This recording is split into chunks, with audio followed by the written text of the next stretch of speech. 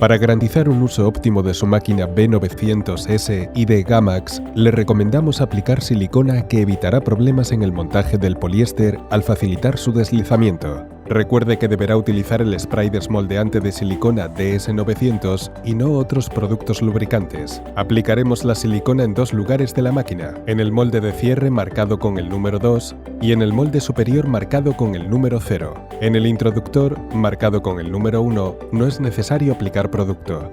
Al aplicar el producto en el molde número 2, le recomendamos colocar primero una trasera para evitar que la silicona se acumule. A continuación, pulverice con spray las 4 esquinas del molde. Para la parte del cabezal, invertiremos la máquina para que la aplicación sea más sencilla y efectiva. Posteriormente, pulverizaremos el producto en las paredes verticales.